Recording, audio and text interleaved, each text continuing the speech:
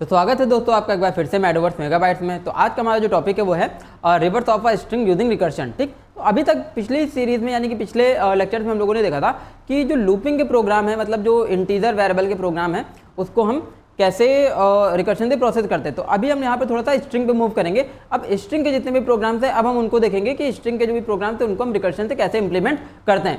तो पहला प्रोग्राम आज हम लोग देखने वाले हैं क्या कि reverse of a string using recursion, मतलब स्ट्रिंग को रिवर्स कैसे करते हैं रिकर्शन के थ्रू। तो पहले इसका लॉजिक हम समझते हैं लूपिंग से, देन इसके बाद देखेंगे क्या रिकर्शन से। ठीक, स्टार्ट करते हैं। तो रिवर्स करना है स्ट्रिंग का, तो हमने नंबर का तो रिवर्स पढ़ा हुआ था। ठीक है, नंबर को कैसे रिवर्स करते हैं यहाँ पर देखेंगे कि स्ट्रिंग को रिवर्स कैसे करते हैं। ठीक है, तो ये है लॉजिक रिकर्शन का। तो सबसे पहले हम इसको समझेंगे लूपिंग से कैसे करते हैं। ठीक, देखो मान लो एक स्ट्रिंग हम लोगों ने ले रखी है, सपोज जावा। क्या ले रखी है स्ट्रिंग जावा।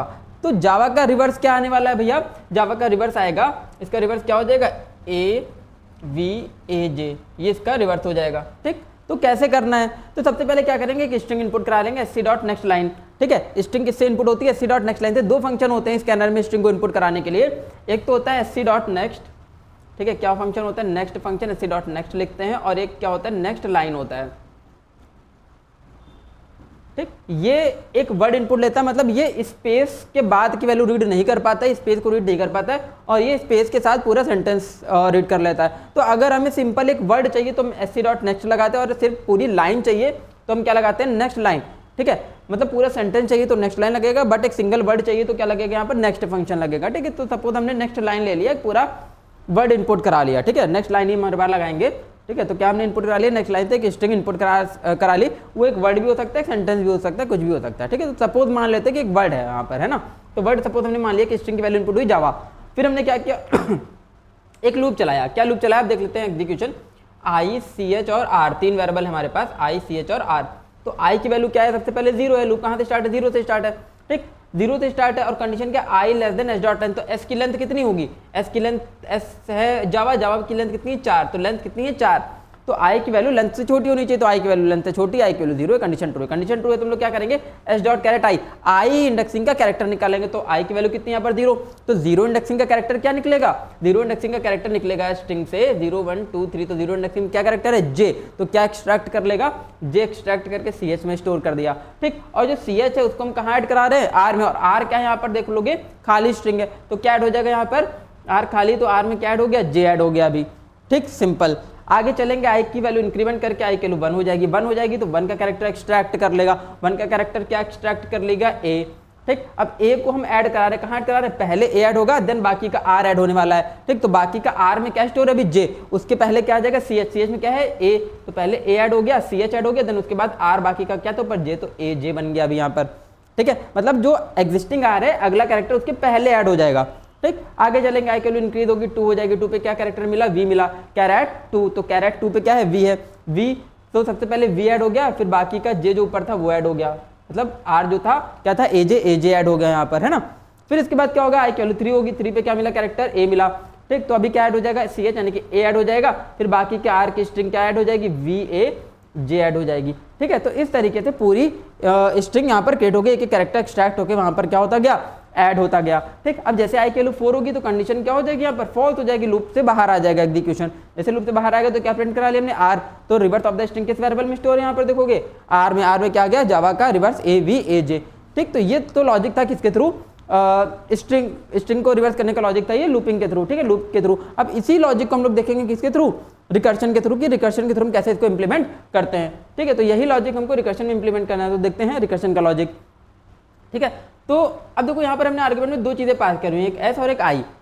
ठीक है, S क्या हो जाएगी स्ट्रिंग, और I जो है लूप चलाने के लिए जो I का वेरिएबल है, इसके लिए हमने लूप चलाने के लिए I का वेरिएबल यहाँ पर यूज किया। उसकी जो डिफॉल्ट वैल्यू हम लोग कंसीडर कर रहे हैं, क्या डिफॉल्ट वैल्यू कंसीडर कर रहे हैं, डिफॉल्ट वैल्यू हम इसकी लेके चलेंगे इनिशियल 0। ठीक है, तो देखो कॉलिंग देखते हैं, कॉलिंग कैसे देखेंगे। तो हमने रिवर्स फंक्शन कॉल कर लिया किससे, जावा से, और I की डिफॉल्ट वैल्यू क्या पास कर दी 0 पास कर दी। तो कंडीशन क्या लगा रहे हैं I लेस देन s.length, तो जैसे हमने वहां पर I पीछे भी लगाया था लूपिंग में I less than s.length looping में, वही सेम कंडीशन यहाँ पर लूपिंग वाली बेस केस के फॉर्म में लग जाएगी I लेस देन s.length। तो S की लेंथ कितनी है यहाँ पर, S की लेंथ है 4।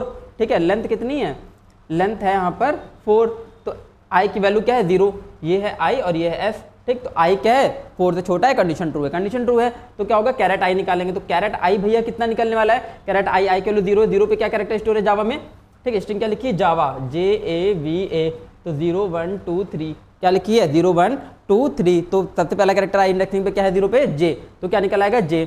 तो देखो J को हम बाद में ऐड करा रहे हैं, फंक्शन पहले कॉल कर रहे हैं, किससे फंक्शन कॉल कर रहा है, अपडेटेड वैल्यू से i+1, यानी कि s की वैल्यू तो सेम रहेगी बट इंक्रीमेंट किस में हो जाएगा, i की वैल्यू में, i की वैल्यू की इंक्रीज कर जाएगी। तो कैसे बन जाएगा, ठीक है, क्या बन जाएगा यहाँ पर रिवर्स, क्या बन जाएगा जावा, ठीक, कॉमा 1, 0 की जगह क्या हो गया वैल्यू 1, और 0 का कैरेक्टर क्या निकला था जे हम यहाँ पर ऐड करा देंगे लास्ट में, ठीक है। तो जब 1 से कॉल होगा तो 1 का कैरेक्टर एक्सट्रैक्ट होगा ना, तो 1 का कैरेक्टर एक्सट्रैक्ट होगा तो क्या बनेगा, रिवर्स जावा कॉमा 2 से कॉल हो जाएगा, प्लस 1 का कैरेक्टर क्या मिला था a, तो यहाँ पर a ऐड हो गया, प्लस j तो ऐड था ही ऑलरेडी, ठीक। जब हम 2 से कॉल करेंगे तो 2 से कॉल करेंगे तो क्या निकलेगा, 2 का कैरेक्टर एक्सट्रैक्ट हो जाएगा, तो 2 का कैरेक्टर क्या एक्सट्रैक्ट हो क्या आ जाएगा, और फंक्शन कॉल हो जाएगा किससे, रिवर्स जावा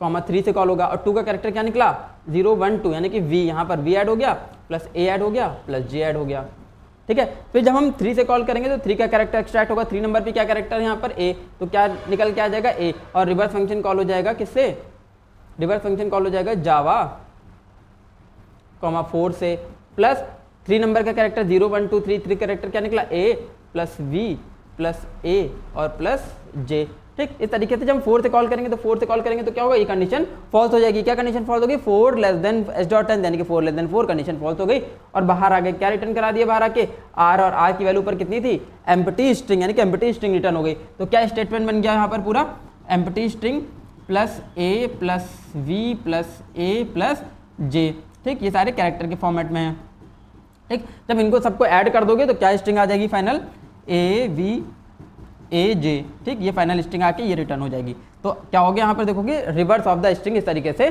फाइंड हो गया, ठीक। एक एक कैरेक्टर का हम उसके पहले ऐड कराते जाएंगे, ठीक है। तो जैसे पहले ऐड होता जाएगा तो लास्ट में जब फंक्शन कॉलिंग रुकेगी तो सारे कैरेक्टर ऐड होकर क्या बना देंगे, reverse of the string form कर देंगे, ठीक। तो आप इसका एक बार स्क्रीनशॉट ले लो, ये हमारा प्रोग्राम है किसके थ्रू, रिकर्शन का, रिवर्स ऑफ द स्ट्रिंग, और ये उसका एग्जीक्यूशन, ठीक। एग्जीक्यूशन में हर बार बोलता हूँ, हर एक लेक्चर में बोलता हूँ, एग्जीक्यूशन यार बहुत इंपॉर्टेंट है, बहुत इंपॉर्टेंट है। एग्जीक्यूशन कराना आना चाहिए। जब भी एग्जीक्यूशन कराना आएगा तो जितने भी आउटपुट वाले क्वेश्चन हैं तो आप लोग इसको इजीली कर लोगे, आउटपुट क्वेश्चन इजीली सॉल्व कर लोगे, और अगर ये एग्जीक्यूशन कराना आपको आ गया तो आप नया लॉजिक इंप्लीमेंट कर सकते हो इजीली। आपको कहीं भी प्रोग्राम ढूंढने या समझने की जरूरत नहीं, आपको इजीली समझ में आ जाने वाला है, ठीक है। तो इसीलिए एग्जीक्यूशन कराना आना चाहिए। जब एग्जीक्यूशन कराना सीख लोगे तो लॉजिक बिल्ड करना भी ऑटोमेटिकली सीख जाओगे, ठीक है। तो ये तो हमारा reverse of the string using recursion. तो बने रहिए हमारे साथ अगले लेक्चर के लिए, तब तक के लिए स्टे ट्यून्ड गाइस।